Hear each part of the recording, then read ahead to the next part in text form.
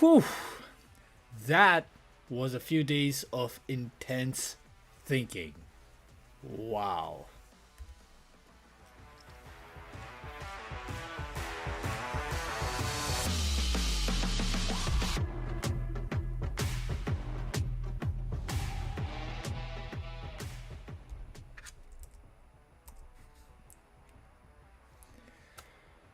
Hey everybody, how's it going?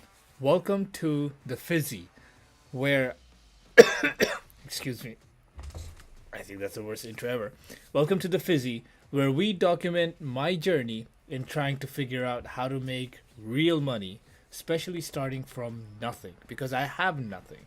And here we are with your host, Fizzyhead, aka Amin.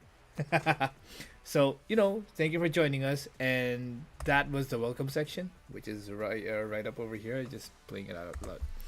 So, it's been quite a few days, and I have a lot of stuff to tell you guys, especially you, Fizzy of the future, since you're watching. And just as a preparation, I have a lot of things to drink for this episode.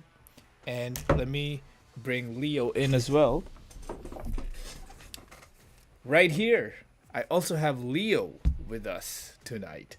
Let me just make sure everything is good since this is a live stream. And right there, that's good. And yeah, everything looks good. Great. Let me just start this episode off with a little sippity doo.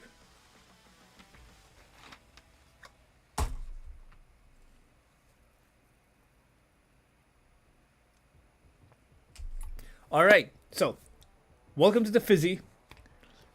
If you're new to this show or to the channel, you can feel free to like and subscribe. As I mentioned already, I'm here to document my journey as I make my way towards real money and trying to figure out a way to make real money. And at this point, we have a few sections that we talk about, and this diary vlog is our way of giving daily updates, or regular updates at least, to ourselves of the future and to anyone else who might be interested in this journey of ours, maybe in joining or maybe in just watching or viewing. And if you that's for someone who's new to the journey, to the fucking diary vlog. And as someone who is already familiar with this, welcome back. And to you, Fizzy, good one. Today you were especially tired, but anyway, fuck it, that ramble is for the remarks later. Let's dive right into it. So the first section was a welcome, and now we're going to talk about what I did to make money. Wow, where should I begin? It's been, I think, 4 or 5 days since last I posted an update on how to make money.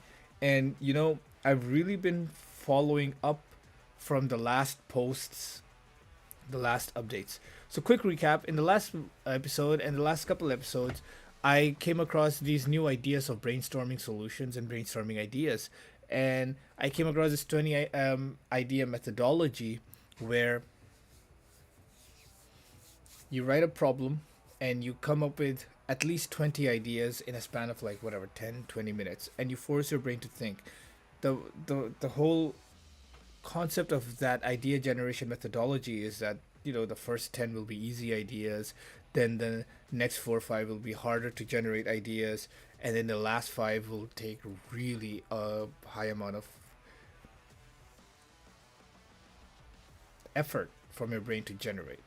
So I was doing that, right? And then that in while doing that, I realized all my ideas were actually shit, meaning that I couldn't execute any of those ideas. So the result of that process, me doing the 20 idea methodology resulted in me finding another problem, that my ideas were actually shitty.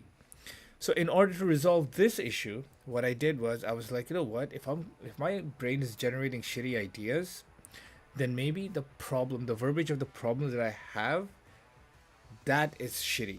So maybe I should resolve that. So then I dove deep into finding out how to word problems properly. I went down the rabbit hole, and what I found this one methodology of this man who extremely smart. The link of his video is posted in one of my previous videos where he described a way to add more detail to your problems by asking how might I be able to resolve this, or what could I do.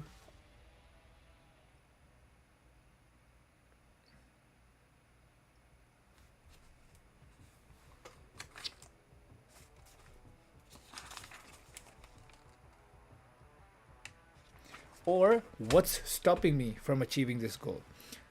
So he described that, and he described that you keep doing that a few times, and then whatever ideas you come up with, that you keep resolving those concepts, and you would have a good definition of your problem. So I did that. So that was where I left off in the last video, and now to our current video. So now we're here to discuss the result of that. So I kept doing that. What I did was I started off with, and what I'm looking at here is my trusted book. I started off with the question, a generic, the question itself is, how do I make how do I make $100 in a day? And then I asked myself, what's stopping me from making $100 in a day? Then I listed down all the reasons that I can think of. I think there's like 10 reasons, 10, 15. And then after that, I picked one reason from there which I felt was the biggest hurdle. And then I said, in this case, I said, what's stopping me from making $100 a day? The major reason out of the 10 reasons over here, the major reason I came up with was I don't know how. And then I took that reason and I said, how might I know how to make $100 a day? And then I reworded it saying, what's stopping me from knowing how to make $100 a day? And then I wrote down 10 more ideas to resolve that problem. And then I took one of those and then went on with, how might I gain in this case, it was, what's stopping me from knowing how to make $100 a day? I wrote down a more like maybe 5, 6 this time. And then the major one from there was the experience of having made $100 a day. And then I picked that one because that was the biggest one. And then I said, how might I reworded it saying, how might I gain the experience of having $100 a day? So I did that 10 times. So 10 times I asked myself, what's stopping me from achieving blah, blah, blah, and how might I achieve blah, blah, blah. And by what I mean by 10 times is one time is equal to one set of the question, what's stopping me from here? And the question, how might I resolve this problem? So I did the pair of those questions 10 times.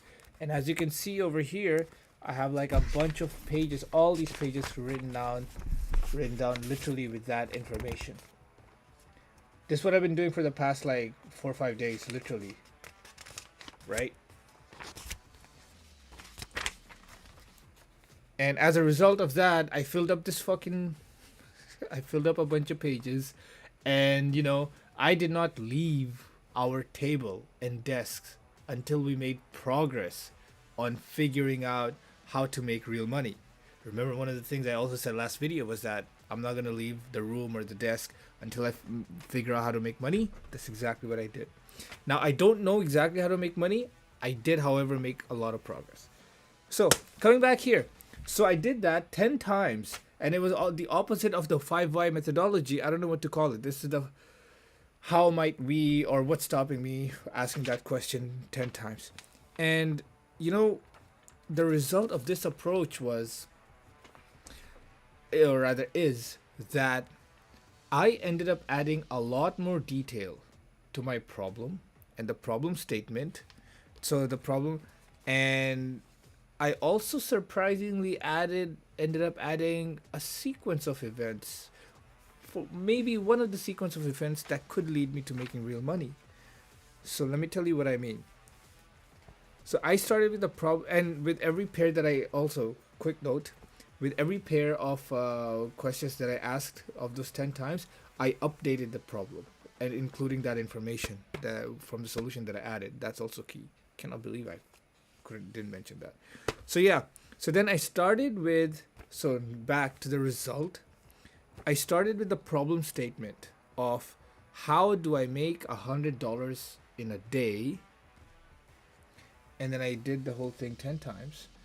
The final problem statement by the end of the tenth set of question I asked it was that the problem statement that I ended up with, starting from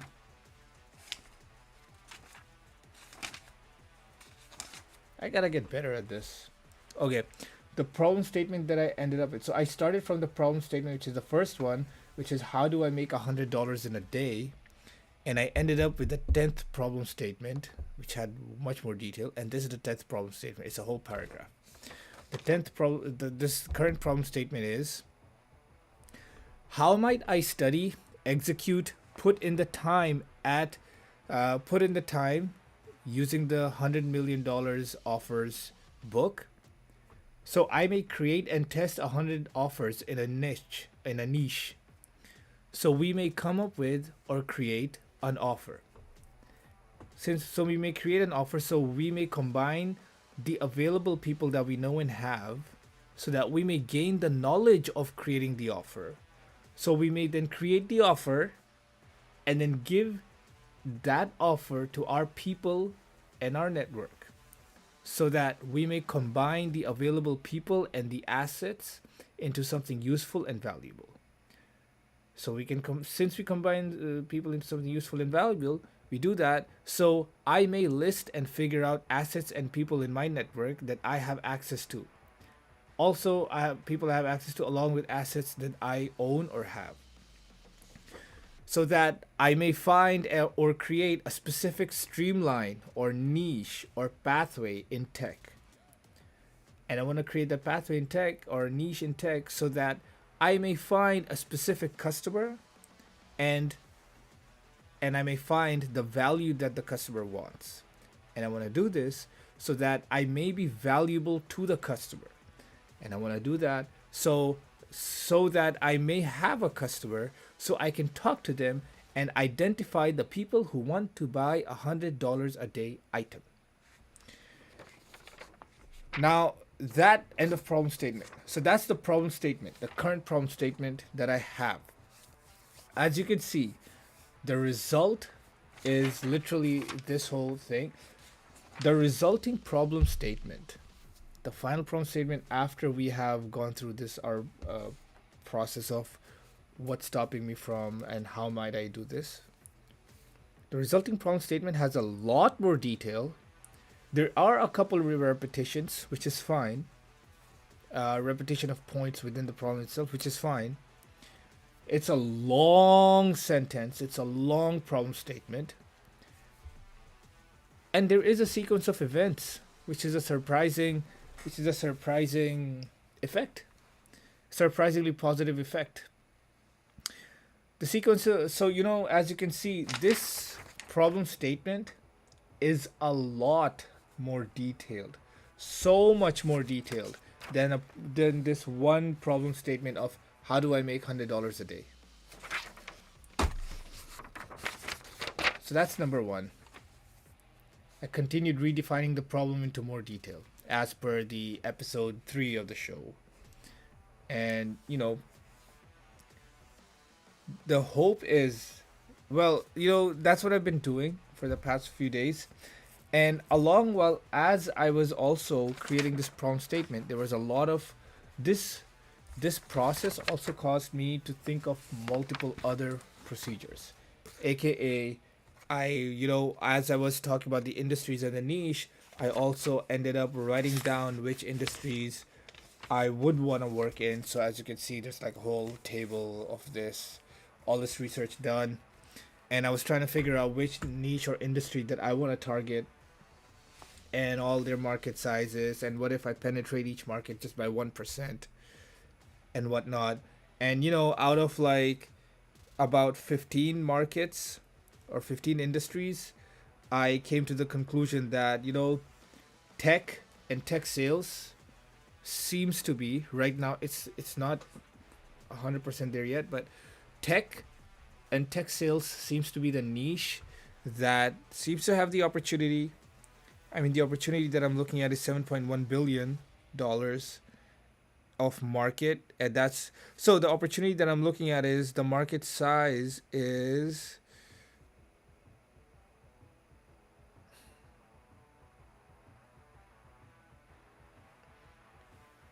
Oh yeah, well, the opportunity that I'm looking at is if I penetrate 1% of the market, I would be able to get, hopefully. Okay, here's the fucking math. Fuck it, since I'm talking about it anyway. The tech sales market size is $709 billion. There are 54 businesses and 709,000. So 54,000 businesses, 709,000 employees. These are all US based numbers. And the source for this data is IBIS World, so IBIS World. Now, out of the $709 billion revenue from 2018 till 2023, and the 52.2 thousand employees, businesses, and 709,000 employees. If I was to penetrate 5% of that $709 billion market, I would get $35 billion, right? Now, so that's just 5%. If I was to penetrate 1% of that $709 billion, then I would get 7.09 billion dollars market for myself. This is extremely, by the way, this is extremely ambitious. Like, holy fuck, 1% of a billion, $7 billion industry. But yeah, that's extremely ambitious. Who cares? Like, I'm here to be ambitious anyway, so fuck it. I might as well swing for the fences. So yeah, so that result 1% market penetration of a $709 billion industry results in $7.09 billion. And if I was to spread that out, say if I was to get that seven,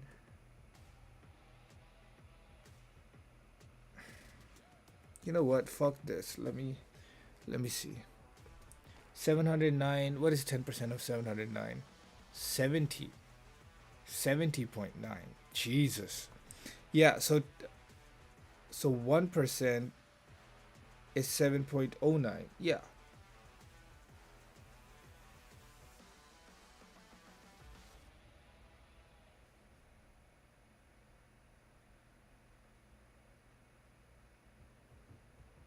Yeah. So 1% of a $709 billion industry is 7.09. Now, that's the market, total market, assuming if I get 1% of the whole of the $709 billion market, I would get that for myself. Now let's spread that out over 10 years. So assuming that, it's not like I'm going to start a business and then get $7 billion in the first year. Let's just say let's do it over 10 years. So over 10 years, that comes up to $0.7 billion revenue to myself. And now, that's just, these are numbers out of IBIS World, and the number that I quoted, $0.7 billion annual. That's the annual revenue I would see with like a 1% market penetration and per year out of a $709 billion industry. That's the largest of all the industries that I am well versed with in. That's the largest industry. And those numbers are the reason why I said that it seems that when it comes to deciding which niche I want to enter, the one with the biggest opportunity seems to be tech. Now, tech has a million other verticals in it. That's the next step I have to figure out as well. That which niche I want to target, because when I say tech, it doesn't. Tech is such a broad term that it doesn't have to be software. I don't know anything about software. However, I think I can figure out ways to implement tech into other industries.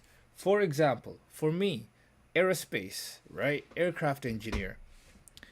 Let's just say I find a way to implement tech in aircraft engineering somehow. That would be something I would be interested in pursuing. It's a niche vertical in tech. So, and it's overlapping one industry into another industry, just overlap, and then try to come up with a business for that. That's the beauty of tech. Tech is, I think, best combined with all other industries. So that's one thing I did also in the past few days, was figure out which industries, and did extensive research on industries to that industries that I am familiar with and I have worked with and I'm well versed in, and then picking an industry that I want to start a business in, and then, or rather, I want to start a business in, and an industry that has the opportunity for me to grow to the level that I must grow, and running the numbers on it, really just picking one. And yeah, so the industry, and then out of this industry, the next step that I have to figure out for this is to niche down, so figure out a niche within this industry. So this is all part of the problem as well, because you see, in the problem at one point I was talking about niche. So yeah, right here. So I may find or create a specific streamline or niche or pathway in tech. And I need to do this so that I can find my specific customer and the value that they want. Right? So you see, that's why finding out the industry is important. The other thing that we worked on along with along with the this thing is, along with finding out the industries that we want to pursue the this business in, is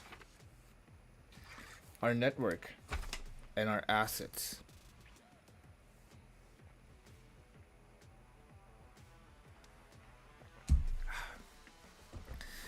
In one of our past video, I think it's the last one or the one before that, I had mentioned that I need to figure out what my assets are, and really what they are, or what I have, what I don't have for starting business.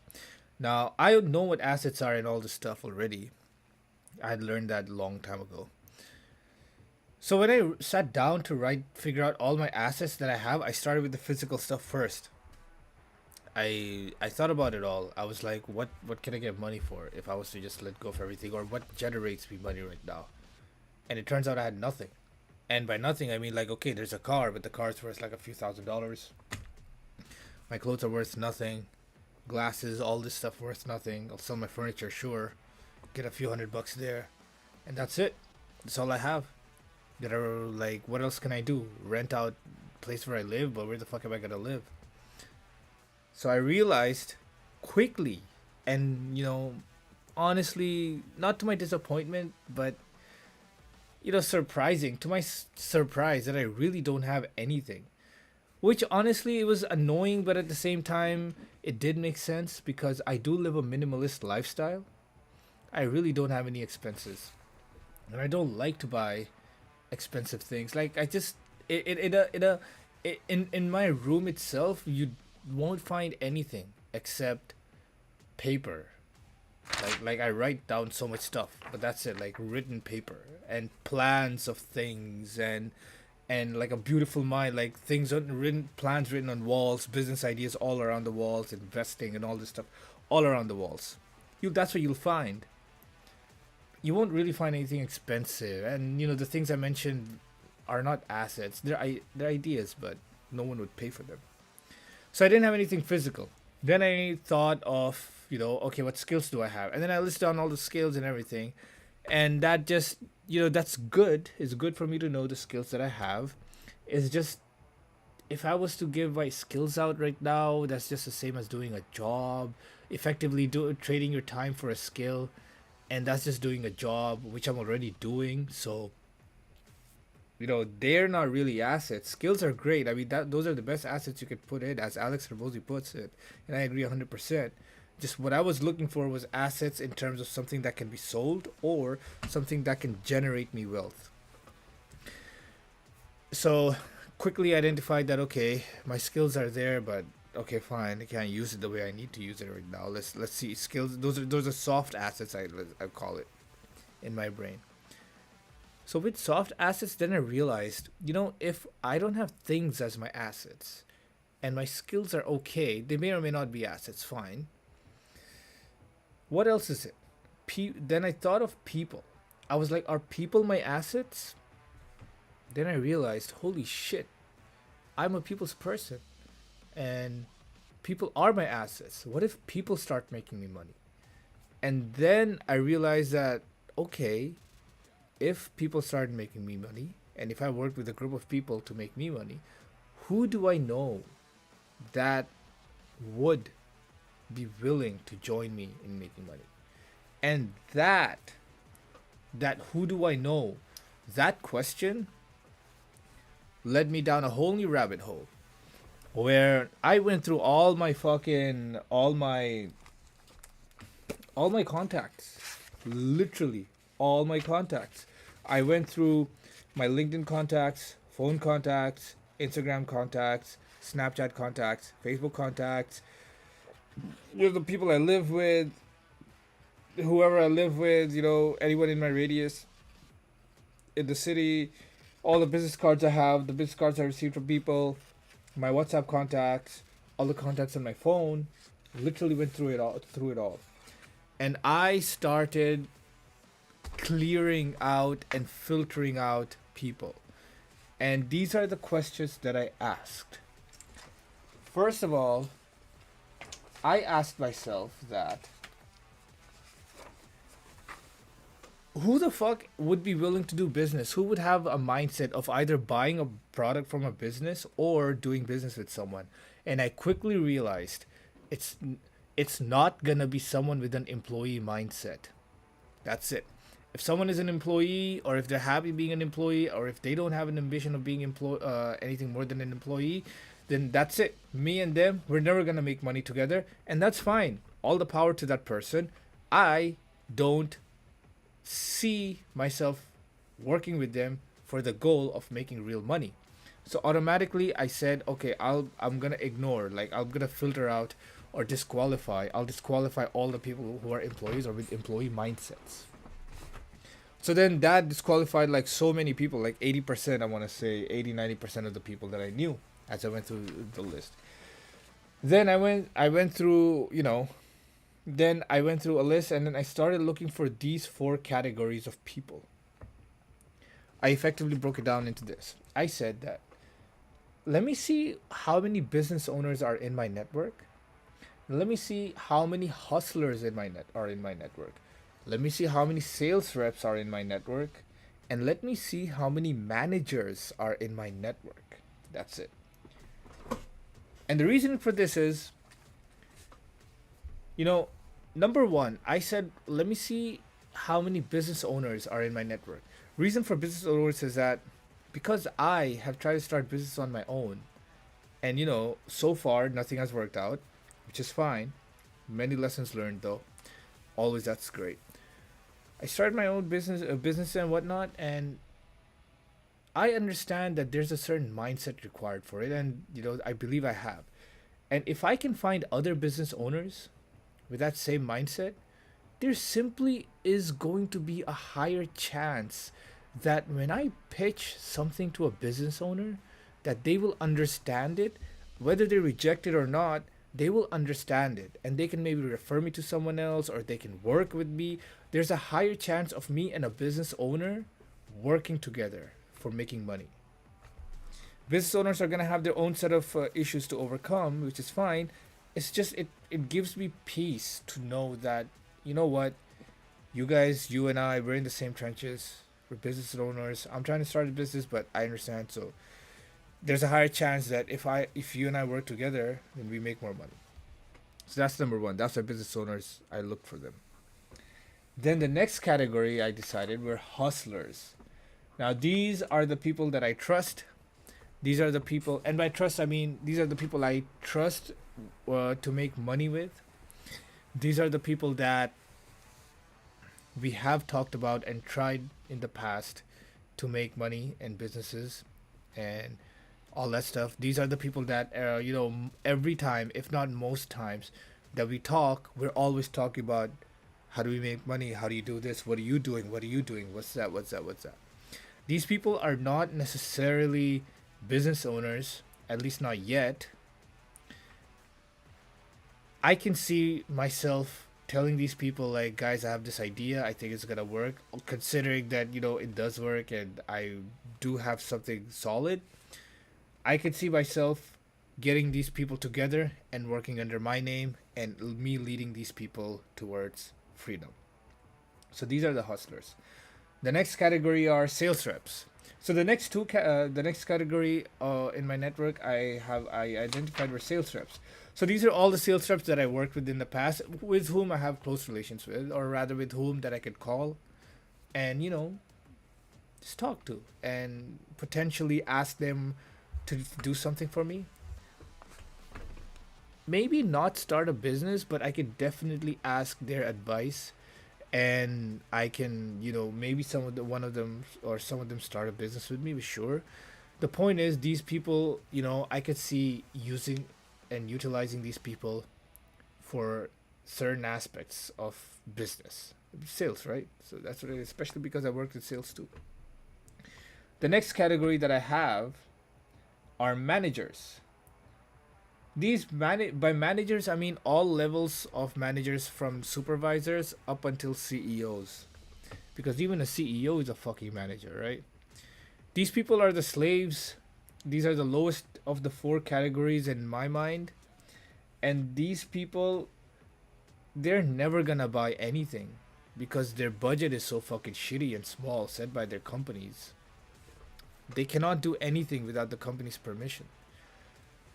The only thing these managers are good for are for me to put in touch with their bosses, really. That's about it. And even that is like a low chance, because I know how these managers are with their poor mentality. So they're shit. But you need shit every now and then. So those are the four categories I identified my network as. And this is the result of me going through all my contacts and the list, and that was a result of me trying to define this problem in more detail. Now the thing is, after after finding out this network, the issue that I have right now is I don't know how to utilize this network. I don't know what combination of network these people are from, or how I can use them. They're from like industries all over the place and from locations all over the world. Like some of these people are in one country, some of these people are in another country, and then like all the people, and regarding industries, all these people are from wildly different industries. Like there's the industries these people are from. Some of them are realtors or real estate. There are some in marketing, some in e-commerce, some in like lawyers and immigration stuff, some in trucking, some in the car industry, some in paper. There's always some in crypto. I mean, oof. So, what I have here so far is this network of people that I think would be my assets. I just don't know how to combine and utilize these assets. So these are the only assets I have. People. I don't have anything else. And even in these people, I want to say, what is this? I have like about 20, 30, 60 people. My expectation is only 5% of these people, 60 people, would even respond to whatever I pitched to them. So the issue then I have, well, the next step for me to figure out is, how do I utilize these people to get what I want? So that's the issue. So that's the other segment. The reason I bring up that issue now is that is leading me into the next section of what I want to talk about regarding this problem definition. Is that I realize that I don't know how to utilize these people, these assets, and then I thought to myself, say I have a group of people, say they are willing to do what I need them to do. What the fuck am I gonna tell them? What the fuck am I gonna tell them? That question bugged me for a while. And then what I kept asking myself, and then I went back to this problem statement, right, and then kept working on it. Then I kept asking myself, like, what the fuck? What am I gonna say? What's gonna happen? Like, what do these people do and all? So while I was doing that, thinking about it, brainstorming, and then consuming content on like what to do with business and all this, like just plethora of information and research that I'm doing and been doing, I surprisingly came across this book by Alex Hormozy called $100 offers. And over there in that book, effectively, I read it, not read, but like I read through the audiobook quickly because, I what I do with books is like I quickly go through them initially to see how the book is, and then if I like the book, I then start really diving deep into the book and then implementing that book, which takes time, like weeks, months, years. So that's my pattern of reading books. So because of that, when I read books, it takes me a long time to read books. So I came across this book from Alex Hormozy that I went through, and effectively, it made sense. Effectively, what Alex Hormozy is describing is in that book is to how to make, I forget the term he uses, how to make an offer, an amazing offer that someone can not say no to. And just initially, when I came across that concept without going through the book, it hit me. It was like, you know, I went back to my problem and I thought to myself, even if I do have a bunch of people willing to work for me, with me, whatever, I need to tell them something. I need to give them instruction. I need to convince them that what I have or what I need them to do is beneficial for them. Like, and then I gotta figure out what the fuck am I gonna offer? Like, what am I gonna offer them? What am I gonna offer my people so they work, right? It's not like I'm just gonna tell them to work and where. Like, what the fuck do I want them to do? I don't know what the fuck I want to do. Like, that's what I'm trying to figure out. So that word offer is what I'm trying to take home here, because I realized that this book is making a lot more sense to me than I thought it would. Then I went through the whole book, and then in the book he describes how to make offers, and it just goes through the whole thing. It's extremely informative. And as I went through the book, it just kept clicking more and more that holy shit, you know what? I gotta learn how to Grand Slam offer. That's what he was saying. I gotta learn how to make a Grand Slam offer to the people that want to work with, that I want to work with, that I want to sell to, that I want to buy from my benefit or our benefit, like for business. I realize that because I have no assets, I have nothing to my name. All I have is my word, right? My word, my stories, my experience, my offers. In order for me to convince people, like my sales skills and my public speaking skills and my technical skills, all of these skills, this is all I have. These are the skills that I have, and no one can take it away from me. Again, to quote Alex Hermosi, no one can take these skills away from you. I fucking agree with that. It's like listening to Alex Hormozy was like I actually think that way all the time. It was just like when I listened to him, I thought that what? Holy shit, like I am just like this guy. Like if you were to sit like together,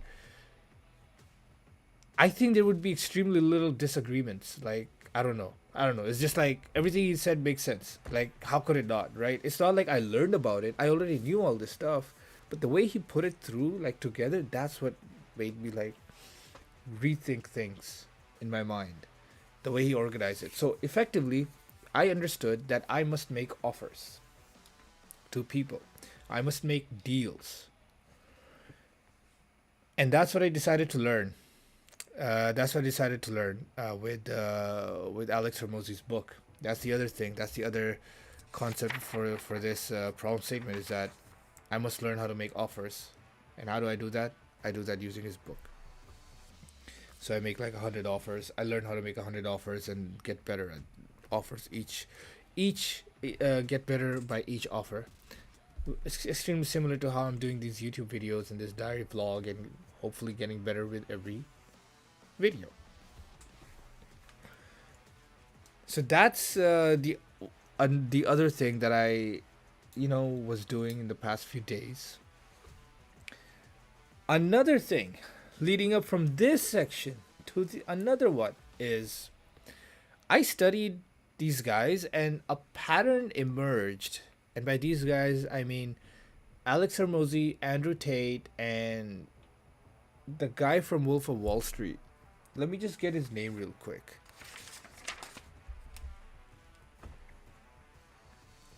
Because I really want to get his name right. Wolf of Wall Street.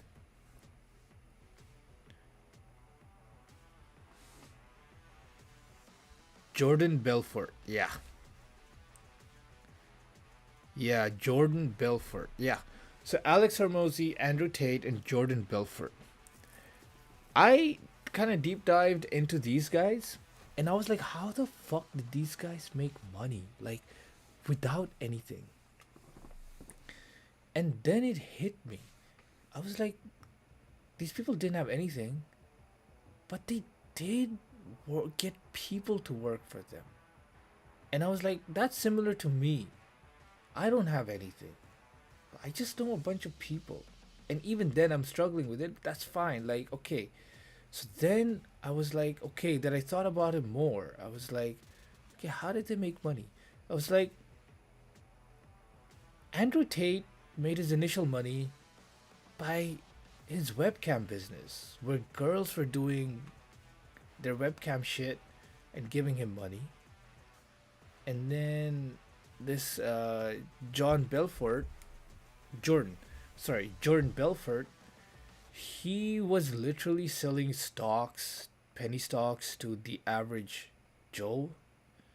And how he got people involved to do what he wanted, he literally gathered up a bunch of people that he knew, like one guy from his restaurant, one guy from there, one guy from there, one guy from there.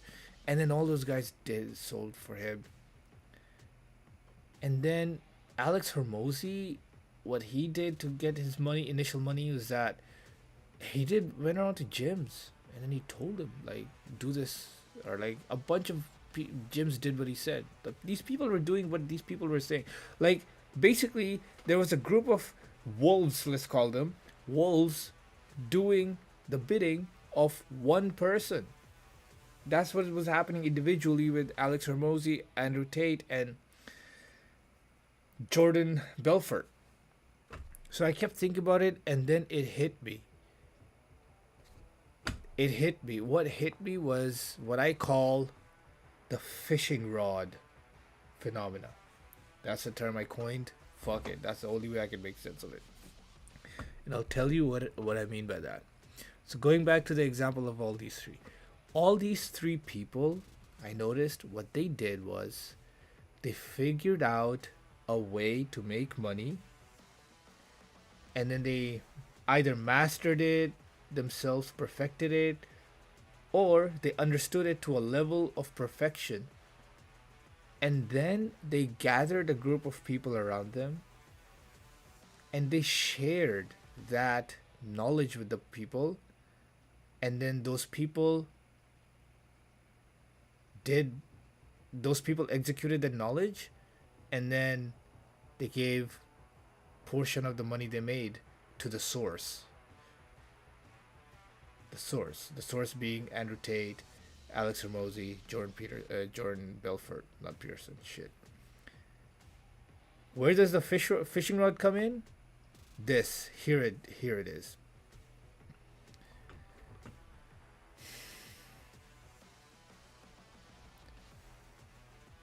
In Jordan Belfort's case, what he identified was, back in the day when the stock market was surprisingly at a downturn and all the people were getting laid off, all the stockbrokers were getting laid off. He, basically through industry and whatnot, being present in the moment, he understood and found out that there are people, average Joes, that you can sell to, and they'll buy a penny stock if you give them a good fucking story. That's it. That's all you gotta do. You just gotta find a dumb motherfucker who's anywhere, a stupid American, and because it's set in America, right? So a stupid American, and tell him that this stock is great for you to buy, and the reason for that is because of this. Buy it and convince that motherfucker to buy that stock. And when he did that, he started making like what bunch of commission off it. The commission rates were so high because no person in their sane mind would buy these stocks. But this guy sold it to them. See, he knew how to sell. And he learned and identified that holy shit, I can actually sell this shit to all these people. And he did it. And because he was such a great salesman because of his experience before, he had already done the sales part himself for larger companies with his license and whatnot,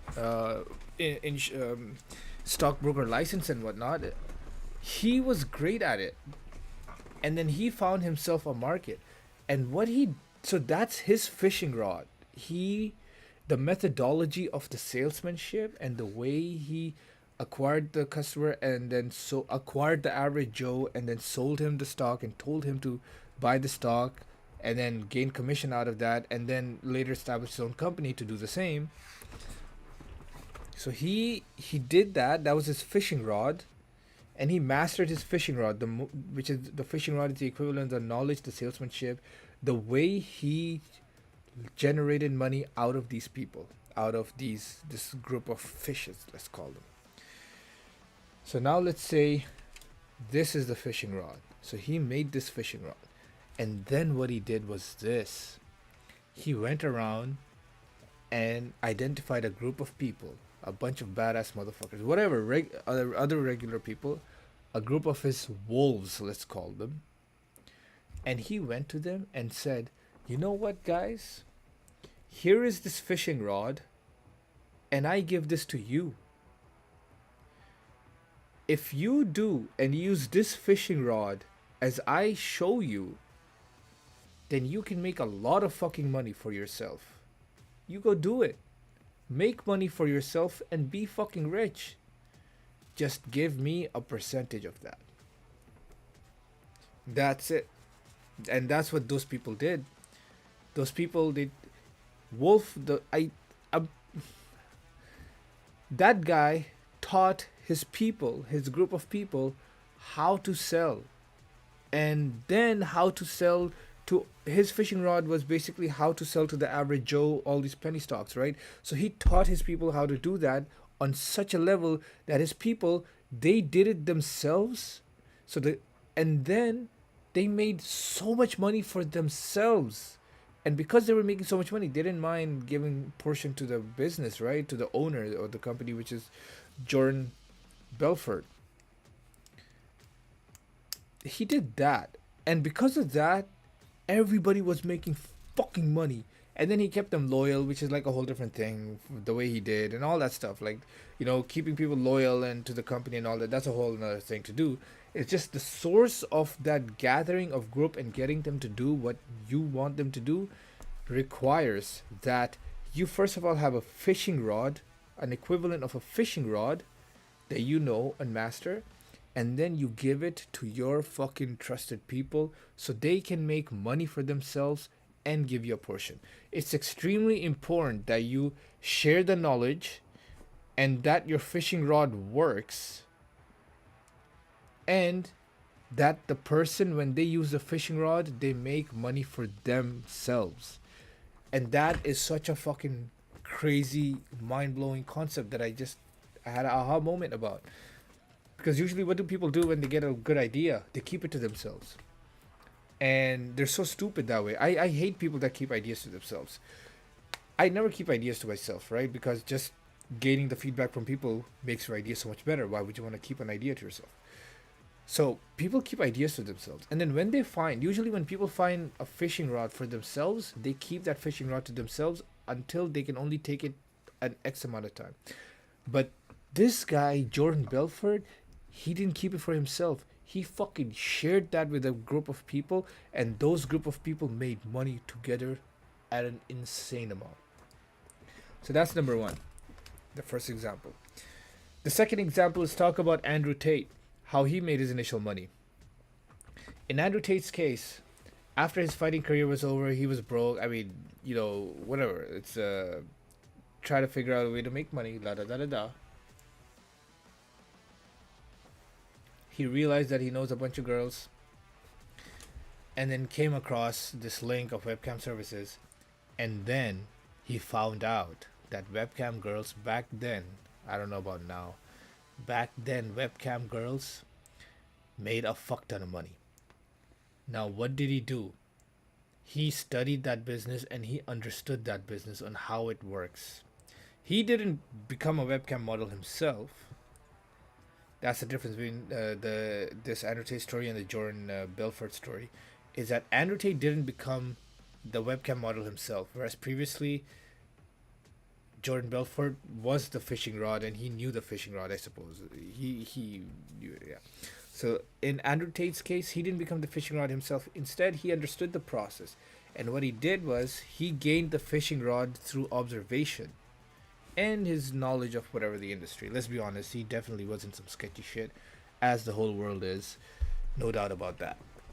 So whatever the fuck he was around, he used it, and he made his fishing rod that he either knew works, he either knew that he either knew work that fishing rod either he knew worked or would work.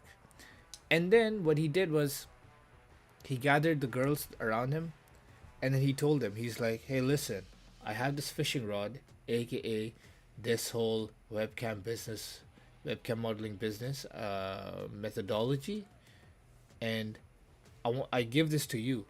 So here's that methodology.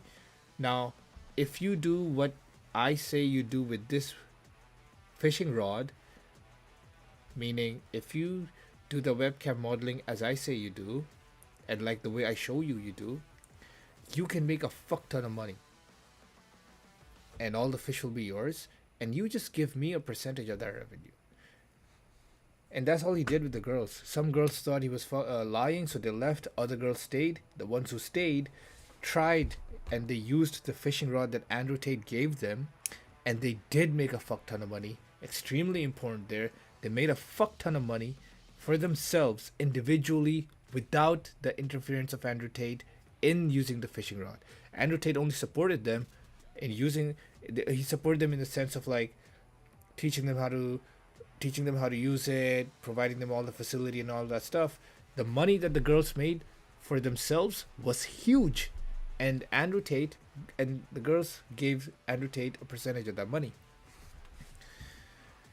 It's extremely important that the wolves in this case are Andrew Tate's girls, and is the fishing rod that Andrew Tate observed and created and then gave to his girls, and which the girls then later used for their own phenomenal gain. That fishing rod is the knowledge of how to seduce and act on webcam for men, in his case, in Andrew Tate's case. So that's the fishing rod, and the wolves are the girls, and Andrew Tate is the source wolf. And through this, the girls kept using the fishing rod under Andrew Tate's name, kept funneling percentage of their revenue to Andrew Tate, and Andrew Tate kept growing his business, and he in turn made sure the fishing rod worked, made sure that he did everything he could to support the girls and make the fishing rod work, to teach them and whatnot. So that's the example number 2. Example number 3 is Alex Hormozy. I really like this one.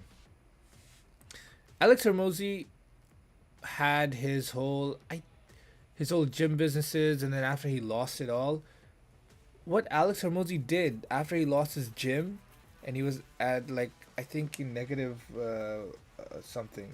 He was dead broke. What he started doing was he had okay. Let me give the story here.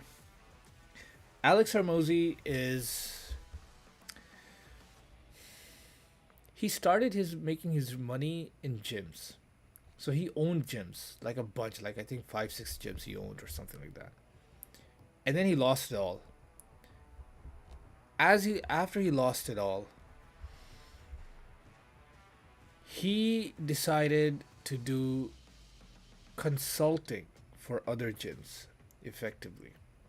And what he did was all the knowledge that he gained from his own gyms, he combined that knowledge into a plan, and that was his fishing rod. That knowledge was his plan. Alex didn't have any fucking asset to his name. All he had were his skills.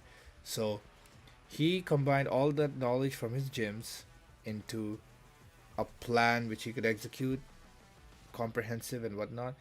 And that plan was the fishing rod. And Alex, then went to individual gyms by himself and told them, hey guys, listen, I have this fishing rod, and if you, another gym owner, use this fishing rod and use it the way I show you to use it, you can make all the money you want for yourself. Go for it. Just give me a percentage of that money. That's it. That's exactly what he did, and that's exactly what the people did. The people tried his methodology, and it fucking increased their sales. So that confirmed that the fishing rod works. Well, Alex already knew that this fishing rod would work. It's just the people who he gave the fishing rod to, individual business owners, those people, they used that fishing rod and they confirmed the fishing rod works. And the fishing rod was good for the wolves. The wolf in this case is the individual gym owner, and the source wolf is Alex. And as the gym owners used the fishing rod for themselves, they made phenomenal amounts of money. Again, confirming the use of the fishing rod.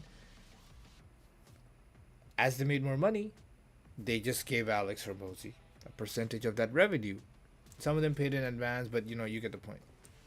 So you see, in all three examples, in Alex Hormozy's case, he didn't have a group of intimate wolves, let's say. His wolves were not an intimate group of people, as were the case for Andrew Tate and Jordan Belfort. Those guys had, Andrew Tate had a bunch of girls that he had slept with in the past through his world championships. Jordan Belfort literally picked people up from his like restaurant and the people he knew or worked with or went to school with. Alex Hormozy, he literally went around to gyms. So he was like, he didn't know anyone directly like the other guys. He just went, and then he just fucking sold them, like sold individual gym owners the plan basically, which worked. So Alex Hormozy's wolves were the individual gym owners who used his fishing rod. So in fact, you know what? If let me just coin this strategy here. It's the fishing rod and the wolves. That is this strategy in my mind.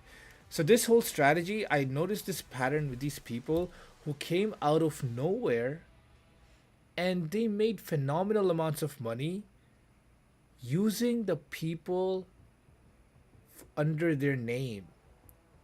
That is my setup is closest to these people. So this is what I realized.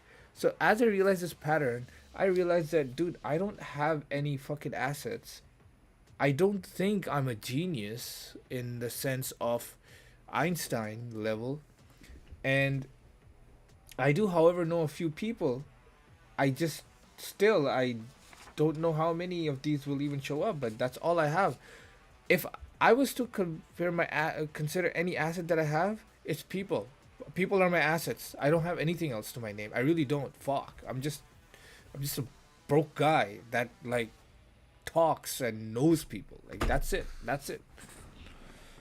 That's how I, sometimes see myself. If I was to see myself in terms of assets only, I'm not like Warren Buffett who has billions under his name, or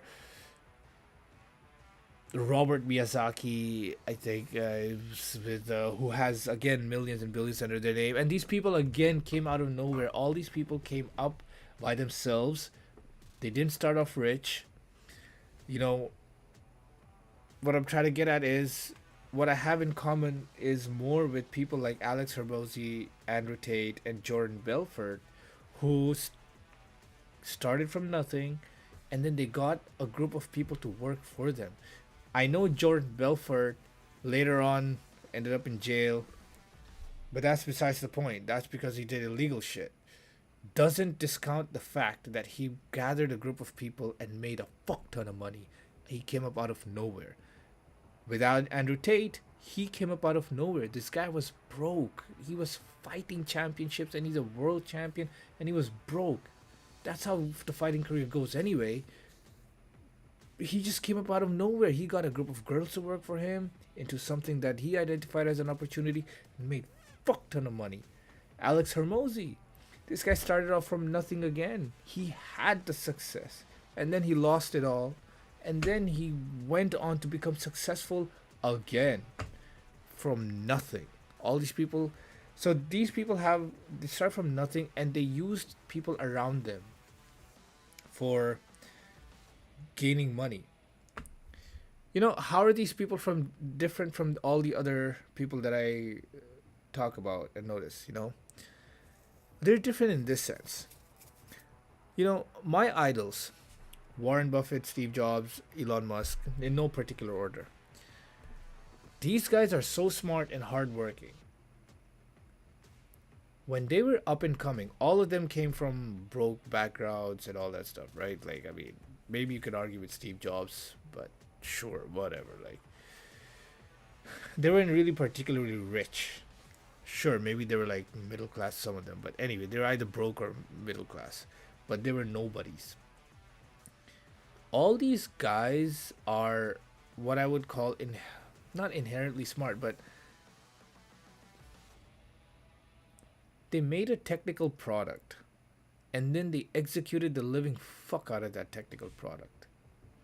Warren Buffett seems to be so fucking technical on stock market since I don't even know 40s, 50s, whenever the fuck he was born.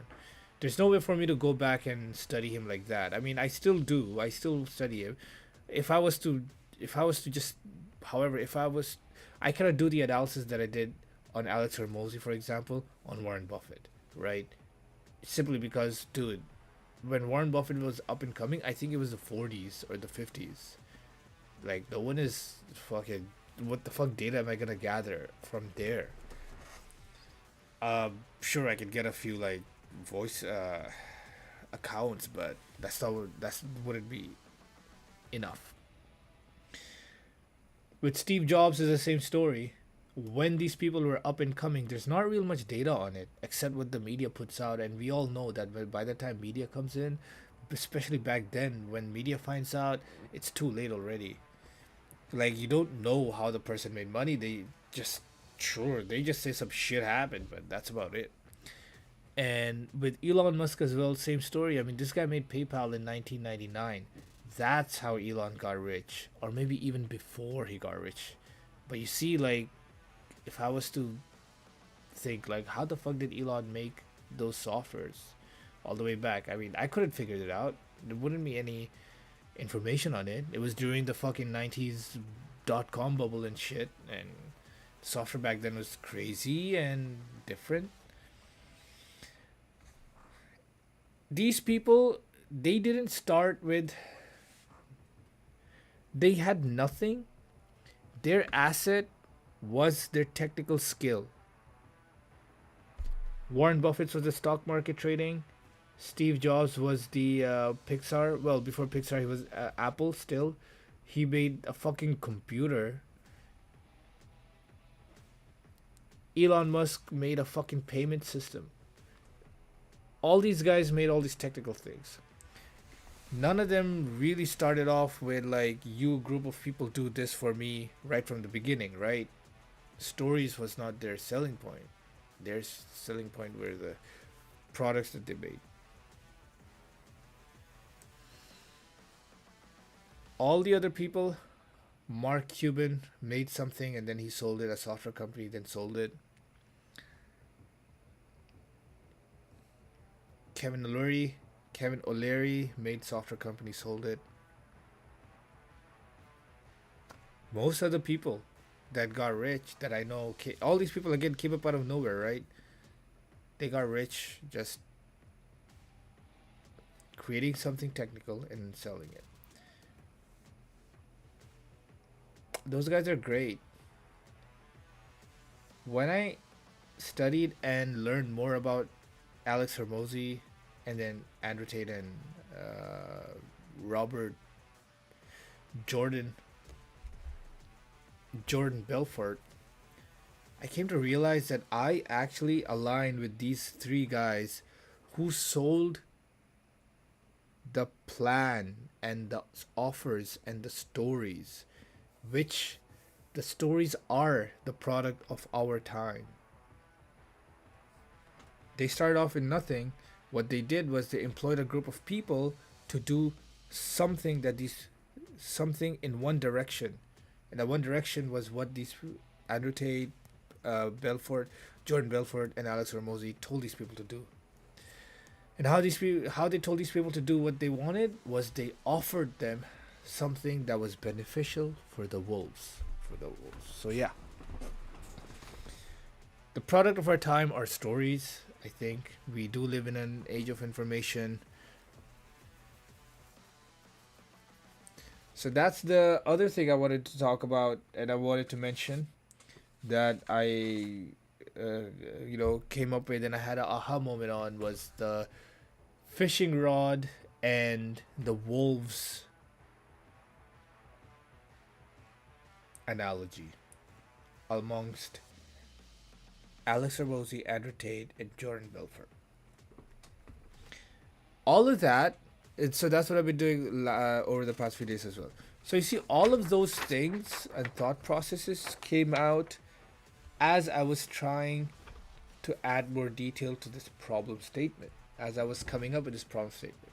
So this problem statement happened over the past so many fucking days. And while I was creating this problem statement, I was also doing this analysis of the network assets, the the fishing rod and the wolves analysis, the fucking industry analysis, and consuming like content, studying things, and all that stuff. That is what I was doing. That's what I've been doing for the past few days to make money.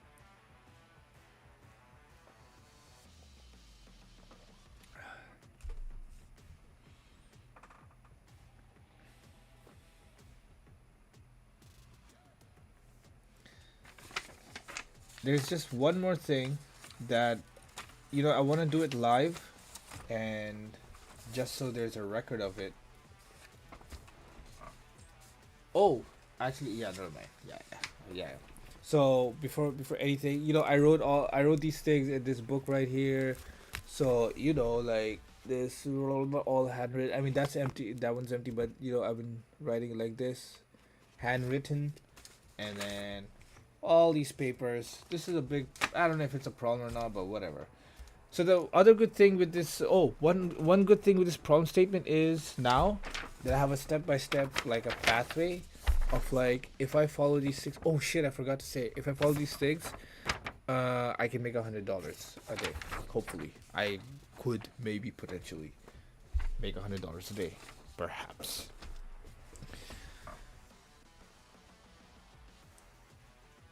The next thing that I want to talk about that I want to do live is, and I also mentioned it in the last video, was that another thing that I'm doing to make money is no social media. So now, effectively, what that meant and means was that I mentioned this last video, and I'll do it now. Is that I'm removing social media. I'm removing social media for myself in an effort for me to focus on making real money. I'm going to remove all the distractions that come through social media, and I'll remove those distractions by removing social media itself. And I want to do that live. And I also want to say out loud which social media apps I'm removing, so that way it's all on record and there is no confusion. I'm going to remove these social media apps for at least 90 days or more. So today itself is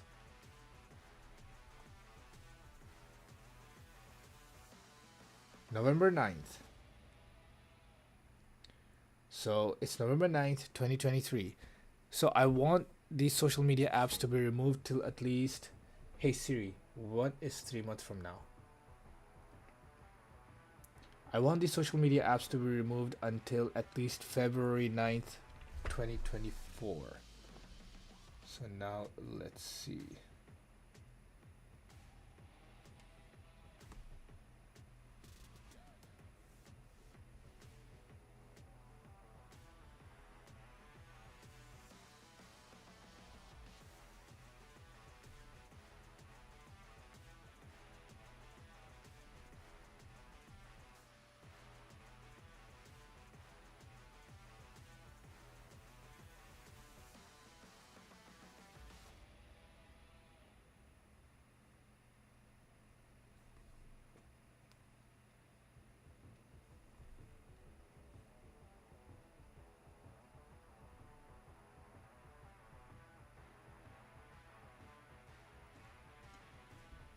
All right. So the first social media app I'm gonna remove is I can do it, I can do it. And there's the Instagram. These posts are good. They're motivational posts, but the doom scrolling is insanity. So right here, I wanna. So that's Instagram, and I wanna just remove app, and then I wanna delete app. So let's just fucking delete it.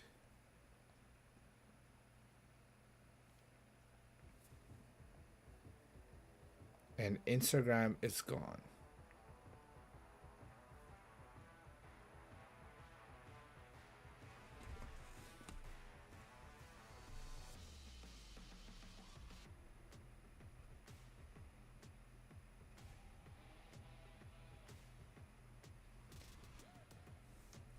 The next one that I want to delete is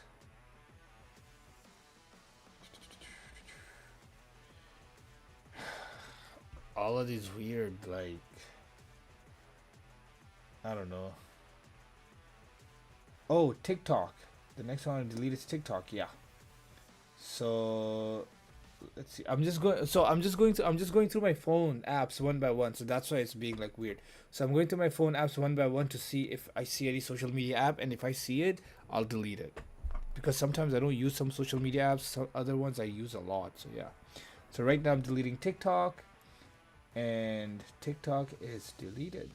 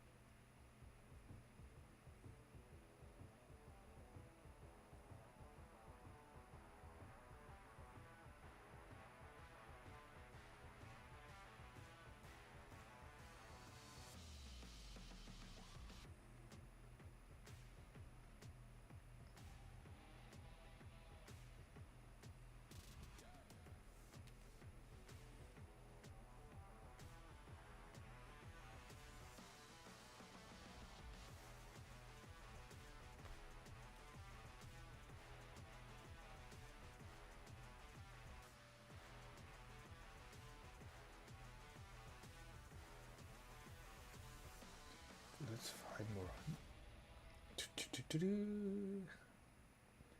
All right, I'm deleting the app called Meetup because fuck this app. That's why.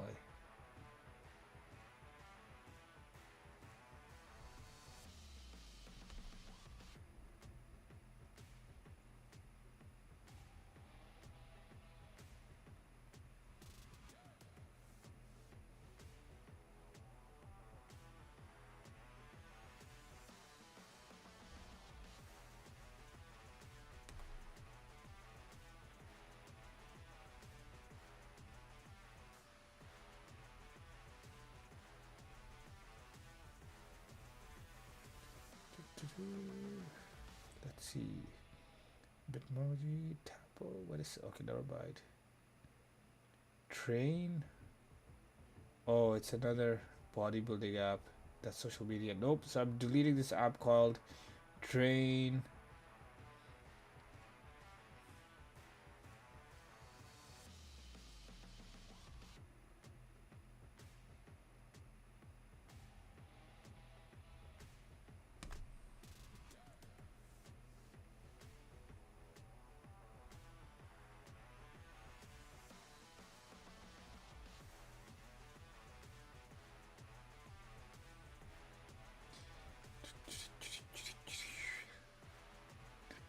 Let's see over here.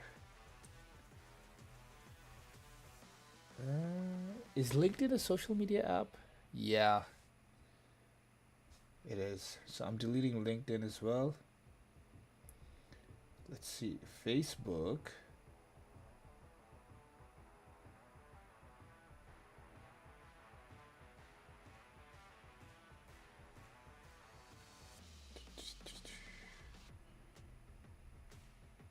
Deleting Facebook as well. Messenger.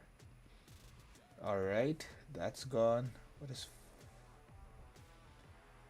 else is here?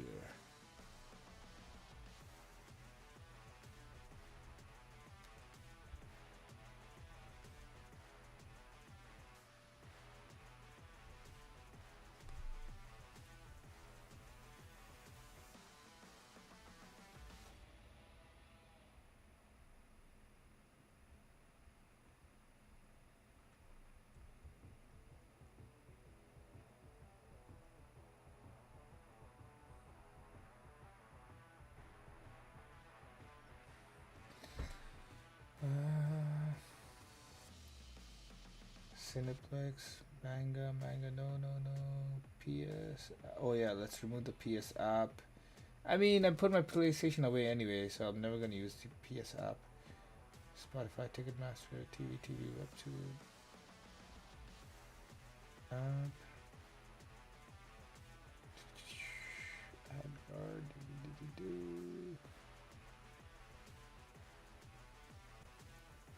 voiceover's done. CAA. Let's remove the QOLG. What is that? Is that the fucking lot? Jeez. Pinterest. Is Pinterest a social media app? Yeah. Anything that has a potential for doom scrolling? Yeah, that shit's god. Any kind of scrolling, that shit's god. This is Vagaro. Oh, that's Muay Thai. Okay, never mind. That stays. I love Muay Thai. Fango. What the fuck?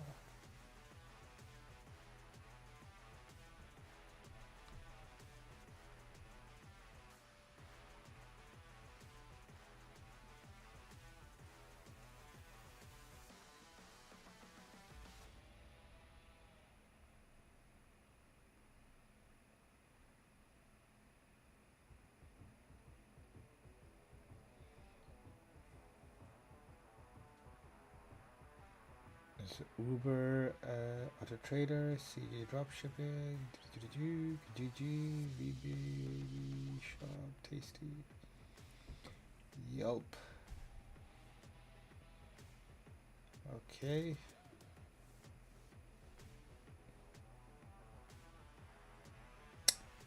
Twitch? Is Twitch a social media app? Should I remove Twitch? I never use it. Fuck it. I don't give a shit about it. I never use it.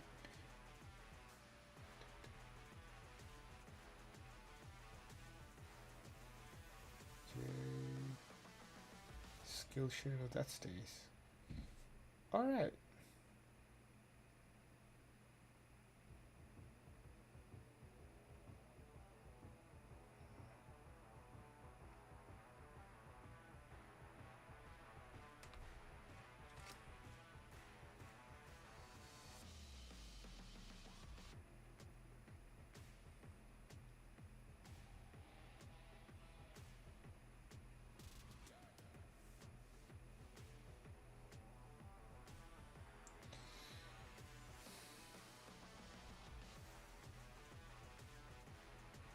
And last but not least, let's make sure here.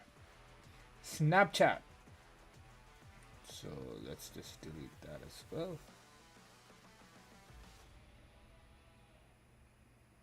Snapchat has been deleted.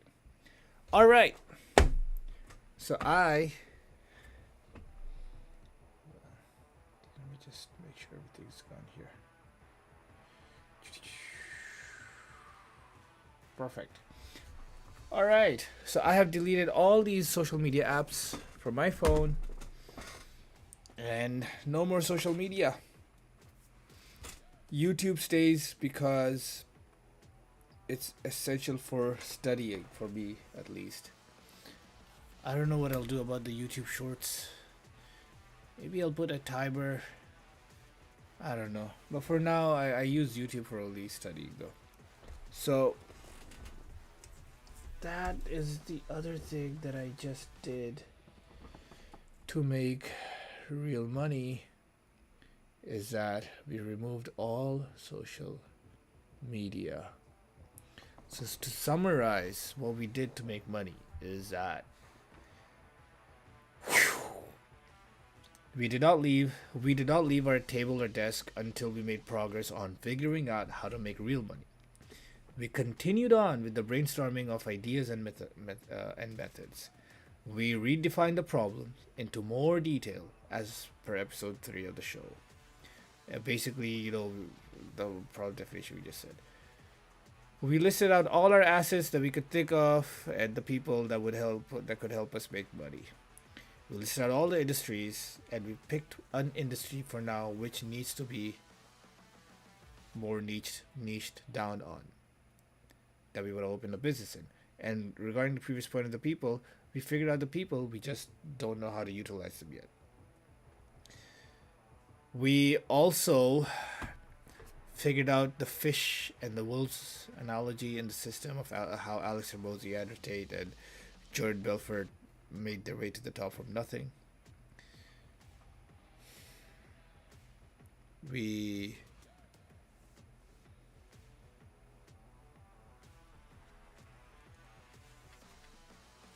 What else do we do?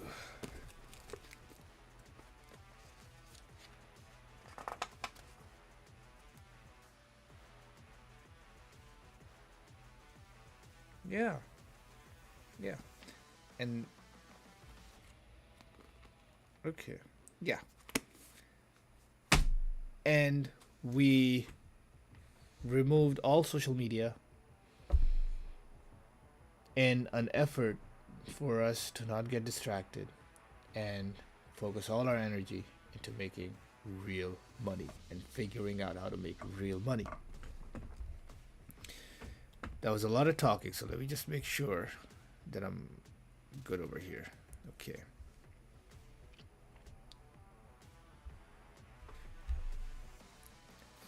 So those are all the things that we did to make real money. Now, let's go on to talk about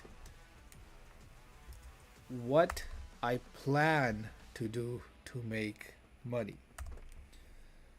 And this section will be so much shorter than the one before because it just builds up on that. Now that Fizzy, you have an understanding of what I did for the past few days to make real money, I'm going to continue on building up from that. Meaning, now that I have identified and written down a more descriptive and detailed problem on how to make $100 a day, I'm going to I'm going to use this problem and go back to the whole 20 idea methodology or 40 idea, whatever you want to call it. So I'll put this problem as the header, and then I'll do the 20 idea method now with this more detailed problem, with the hopes and with the hope that the ideas that my brain comes up creates now with this problem, because it's a detailed problem, the ideas that my brain comes up with now would be more detailed ideas. So that's one thing that I plan to do to make money. The other thing that I plan to do to make money actually is also related to this problem statement. And that is to start executing the book by Alex Hermosi, the $100 million offer.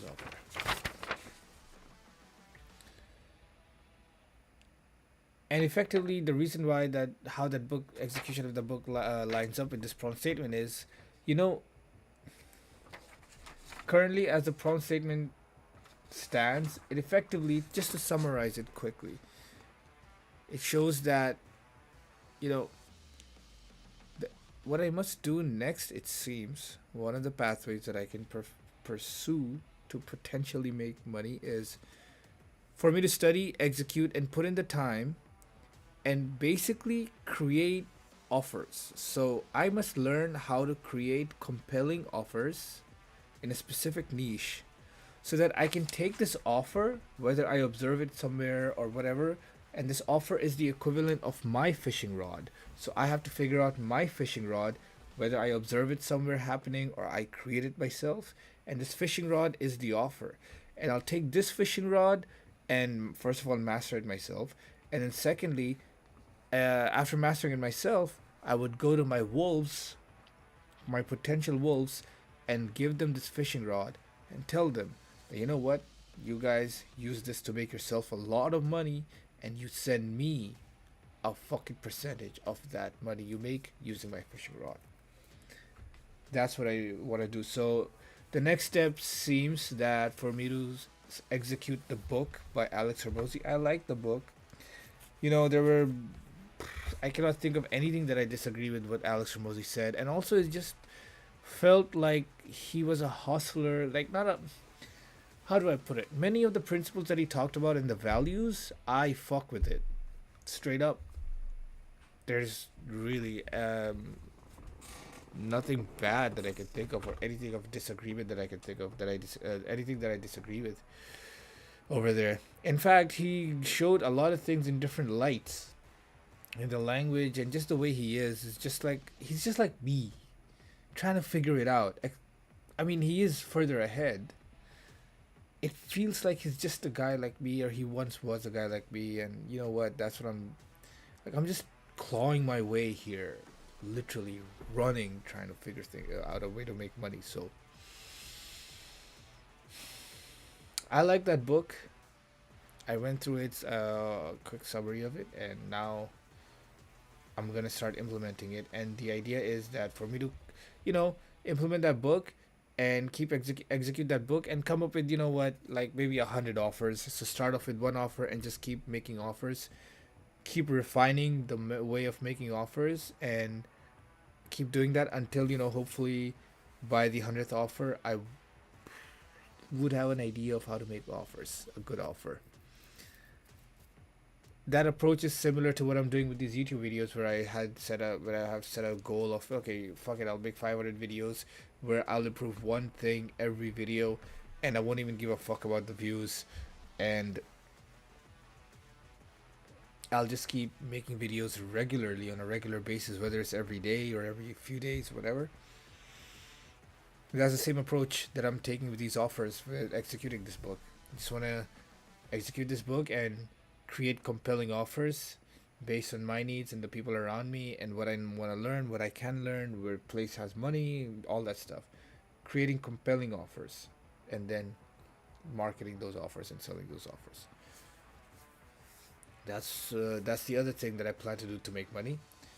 And the last thing that I plan to do to make money is to maybe enter marketing. Maybe what, it's been that idea has been floating around in my head for quite a bit now. I think it's the logical next step as my entrepreneurial journey keeps going.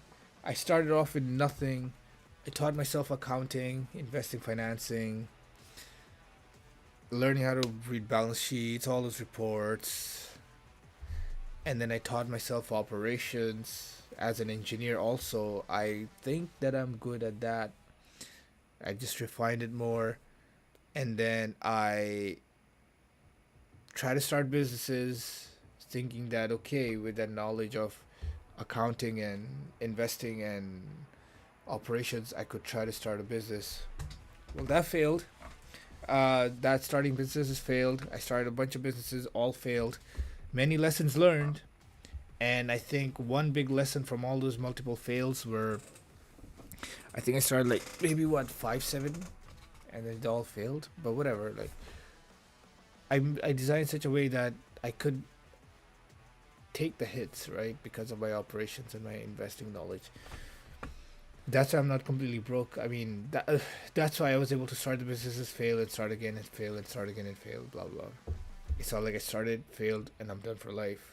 That I avoided that scenario because of my knowledge of investing, accounting, and operations. So after failing, I realized I need sales experience. So then I did that. I got sales jobs, bunch of sales jobs actually in multiple industries, which is great. I did great at it. And after getting the sales job, now now I realized that okay, fuck, like I'm stuck in a rut because after sales I'm back in engineering, which is okay. Entrepreneurship wise, I'm stuck in a rut where I've tried a bunch of shit, a bunch of things that I've feel exhausting. Like everything's been a fail, everything has been a learning curve. I have acquired some skills along the way. Public speaking, great fucking skill. Been teaching myself all these things like public speaking and just taking courses, teaching myself all these courses. Now that I'm in this position, what I decided for the past, I suppose, few weeks or few months is that okay, the next business that I start must be based on a need, and it must have a little bit more planning. And now I'm in research mode. I've been in research mode in the past few months. I haven't started a business by design because the thing is, I wanted to now start businesses that actually have a purpose and that solve a need based on the market. And that led me down to the pathway of what the fuck, how do I find a problem in the market? That it's now here we are trying to find market problems in the market and making offers and learning all this stuff, problem statement and whatnot. And that is leading me down to the next step of realizing that I think now I need marketing. Now it's just time for me to learn marketing and how marketing works. It's time for me to really figure out how marketing works and turn my business and myself into a beacon and a brand. So it seems like I am going to get into marketing.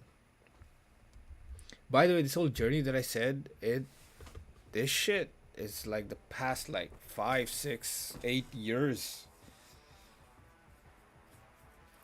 Maybe not 8. No, 5 years. Or is it 4? 4 or 5 years. Yeah. This is like this whole journey that I described is like the past 4 or 5 years of me working on this, all of this. Now the next step seems to be in my entrepreneurship journey is to master marketing. And hopefully with this I would have something that the market needs and I would understand what the market needs and then build a solution for the market and then that would just put me on a path to make real money. That would be how I make real money, I hope. So, what do I plan to do to make money? Go back to the 20 idea methodology with the new problem statement and execute that methodology and see what comes up. Start executing the $100 million offer by Alex Hormozy. Again, coming back to the problem statement so that I can execute into the problem statement and use the offers to make money, come up with 100 offers to exercise and make money using those offers. And lastly, get into marketing. That's what I plan to do to make real money. Now, the next section of the show is next video improvement. Before we go into the next video improvement, let's talk about the previous video improvement, which is I resequenced the segments of the show from this episode onwards, and the flow of the show is so much better now. I know I talked a lot, and that's the content is a lot, and that's because I didn't record in the past 4 or 5 days because I was literally thinking.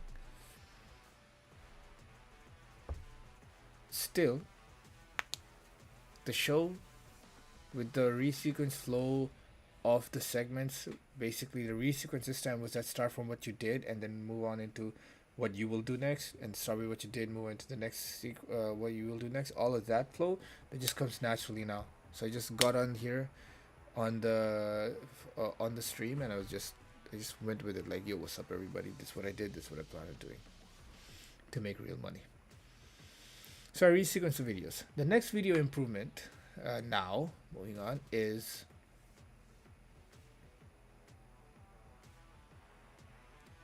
honestly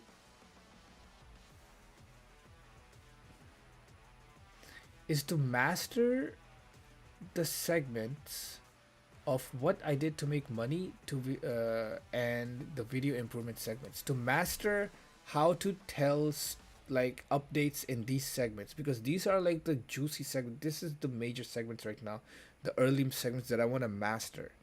Like right now I just literally talked for like an hour and a half, so I don't know how much of that is useful, how much of that is not useful. So this is the talking method and prospect that I'm learning, right? I'm not learning but like practicing, right?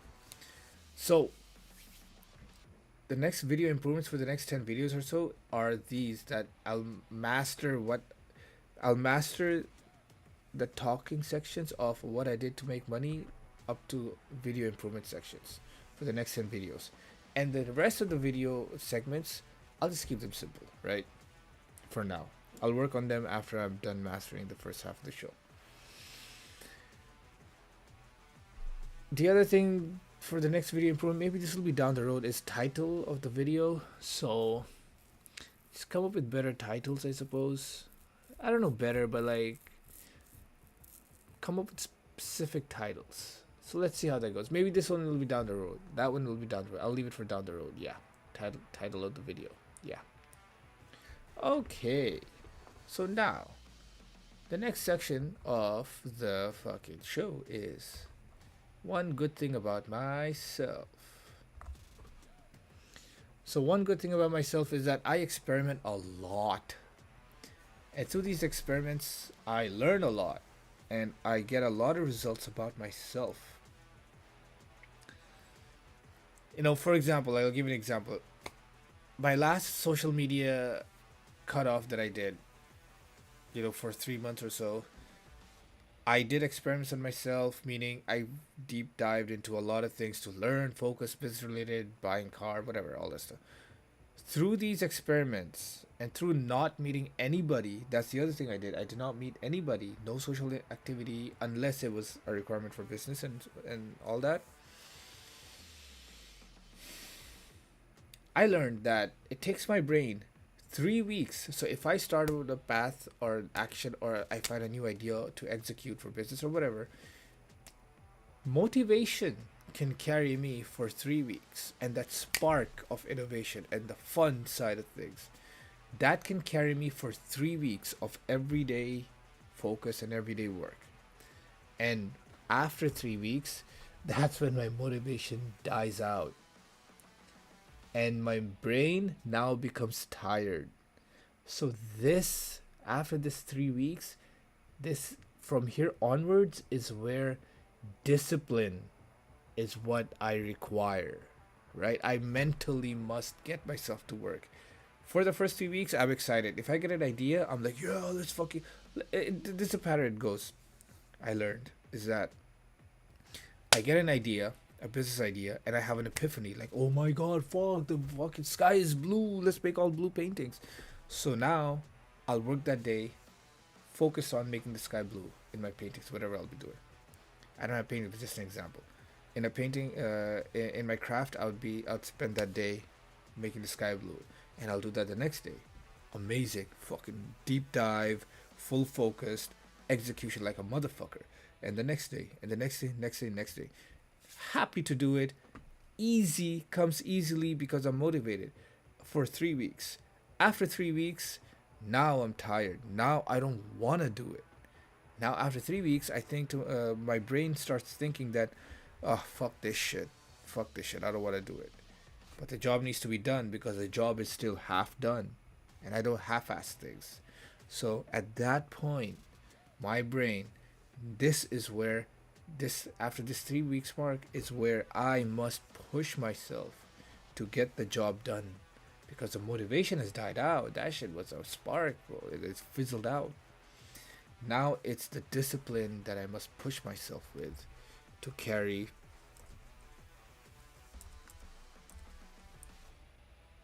to carry the work forward. So that's one thing I learned, through experimenting.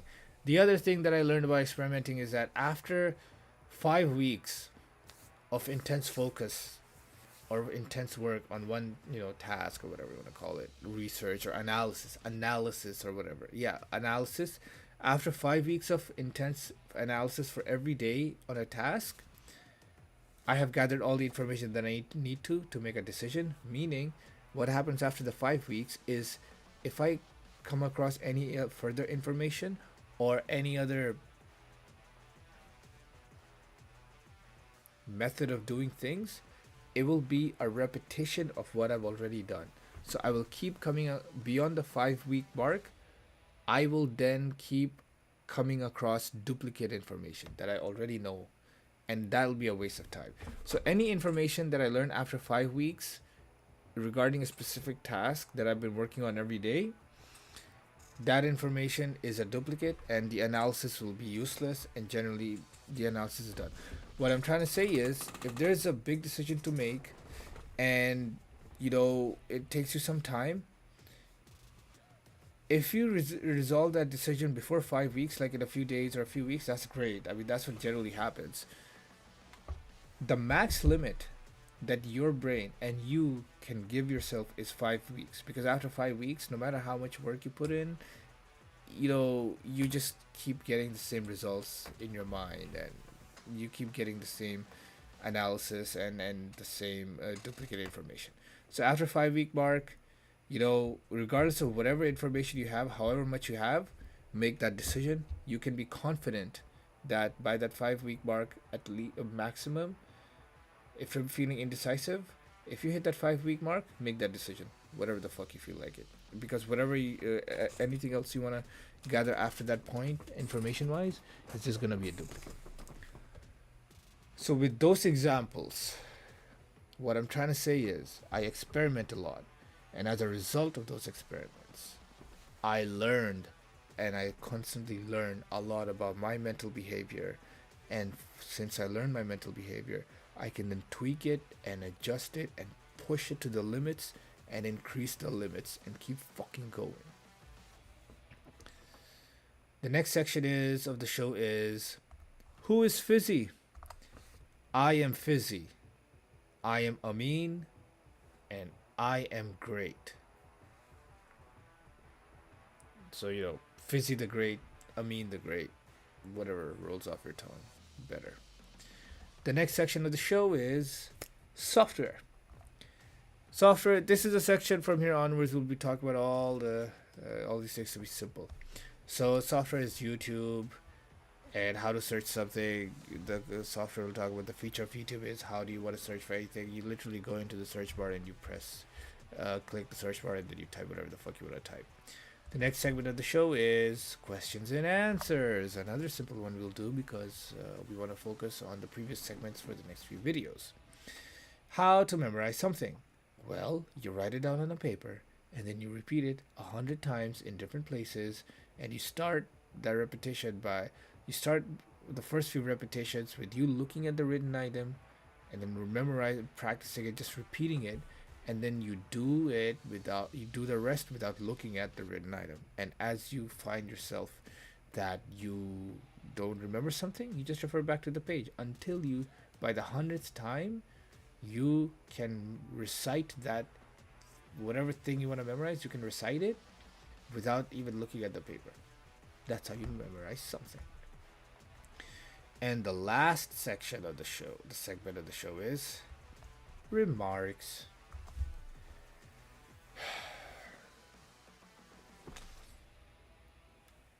Let me just take a fucking sip.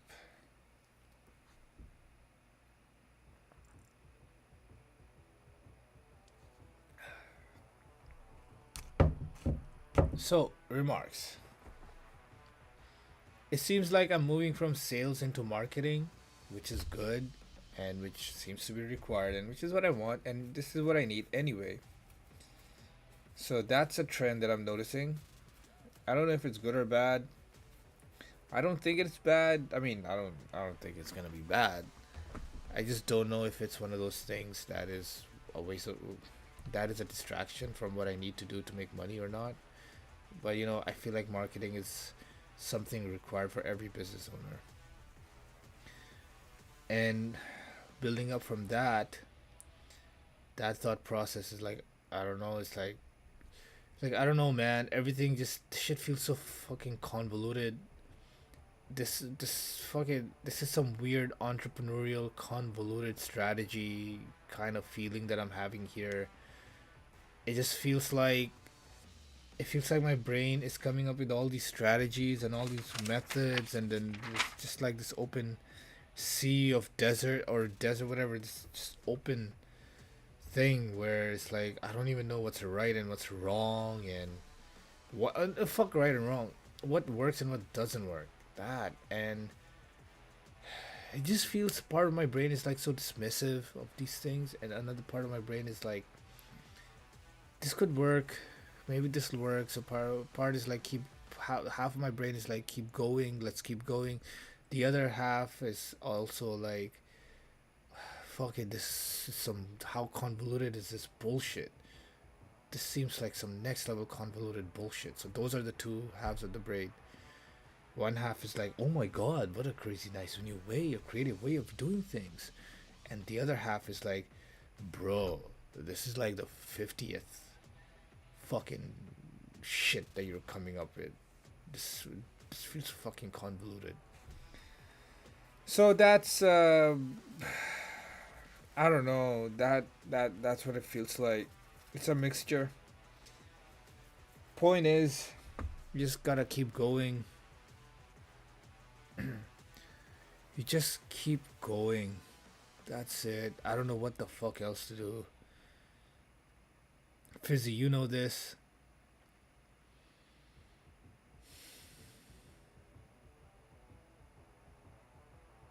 There's no one coming. We don't even know anyone. Not born into it. Don't know anyone. Didn't grow up into it. Just try to fucking make it. Right? Out of necessity. We don't even. We don't even care about money.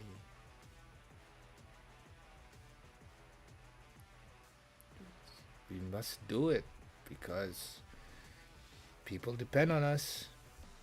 If we don't do it, who the fuck else will? We just don't know what to do. And that's it.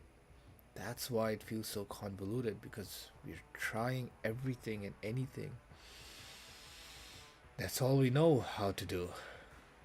That's okay. We'll keep going. We're gonna make money anyway. That's happening.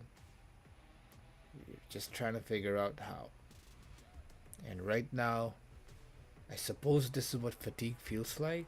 Maybe. Or this is what being lost feels like. With this feeling of just convoluted strategies, and this feeling of being dismissive of those convoluted strategies, and being tired of the efforts and the failures and all that stuff. That's what it feels like right now. You just gotta keep going, cause this shit, fuck it. I don't know if it'll end or not. I don't think it'll. It will. At the end of it, it doesn't change a fucking fact, because you know what? It's just like Jocko said. Good. Good. It feels convoluted. Fuck. And it's just like what David Goggins says all the time. It's like, and I agree with it. I don't know if he said it, but I keep seeing his picture when I think of this. So maybe I said it, and then it's his face, but whatever. Like, and what it is that I feel tired, right? Good. This is the place to be. This is exactly where you want to be, because this, if you keep pushing, this is exactly where the limits are pushed, and stamina is built, and progress is made. Progress is not made when you are energetic and happy to do it. No, progress is made when you are tired as fuck and have so many failures, and you keep going. That's when you push, because when you're tired and you push, you make the most gains. And then, sometime in the future, you'll feel happy again. And then you can, whatever, explode, whatever. And then when you feel tired and all this stuff, then you make progress. So, good. It's fucking good. This is the place to be. Being tired is the place to be. And those are the remarks. And with that being said, this was a hell of a long episode. An hour 52 minutes. So let's just round it up 2 hours, because assuming I'm gonna go on for a few minutes more. Because you know it. Thank you for watching. Fizzy, this one was a hell of an episode. From here onwards, we'll get back into posting every day. Which one is this? 44th episode, I think? Oh shit, 45. Episode number 45. You have made 45 videos. Fizzy? Fizzy of the future. And your 500 fucking goal, I mean, that methodology is phenomenal, because, say, look at this. Look at us. It looks good, right? And, now we're just getting the content down, so that's also getting better. We just spoke for 2 hours. I know we said to keep our points to 2 minutes mark, so each. So that's something you just gotta work on it. I mean, that's fine. It's okay. Like, fuck it. It's okay. We'll keep improving. One step at a time, one improvement at a time. We'll keep fucking improving. Proud of, I don't know about proud. I mean, I guess I'm proud. I'm kind of proud. I don't know. I'll be proud when I make real money. It feels good that I put in the reps, especially for the past few days. It feels good to put in the reps.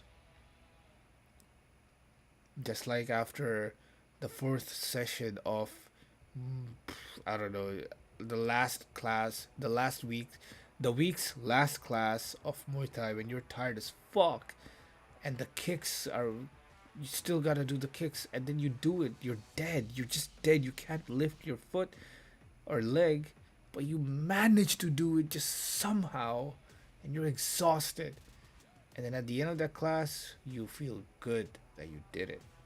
That's exactly how it feels right now. It feels good to put in the reps. I'm glad. I think all these things that I have right now, in the sense of the reps that the way I've set up this YouTube thing to do reps, every day. The way I'm setting up the offer to utilize that book and come up with offers, the reps for that. I'll just keep doing in the putting in the reps, and somewhere one of those reps will explode or show me the way. So, yeah, I suppose that's also part of the remark. So that's all I have to say. Thank you for watching, Fizzy. Good episode. For anybody else who's watching, this is it. There's no way you're gonna stick around for a 2 hour long fucking live recording of someone's diary vlog. If you did, then I suppose you are one of my wolves, maybe. I don't know. Like, you may be potential to be one of my wolves. If you stuck around this long, then just fucking send me a message. Let's get together and figure out a way to make money. If you're watching this, and if any of this stuff helped, then you know what? Let me know. Let me know. I could use some fucking external feedback now. It's getting to that point where I require external feedback on my videos so I can improve them. Yeah. And I suppose I don't care about the views, I don't care about the subscriptions. I care about making real money. So if you're here, you're around, sure, subscribe, but more importantly, send me a message, hit me up or comment, and let's literally get together and figure out ways to make money. And with that being said, thank you for watching. Fizzy, you you're great. I mean, you're gonna do great. You're doing great things here. You're on your way to greatness. Keep going, and anybody else out there, the same goes for you. Keep going. Fight for your dreams. Keep working hard for your dreams. I wish all your goals come true. And Fizzy, I wish your goals come true as well. This is how hard you work. God bless. Take care. Fizzyhead out.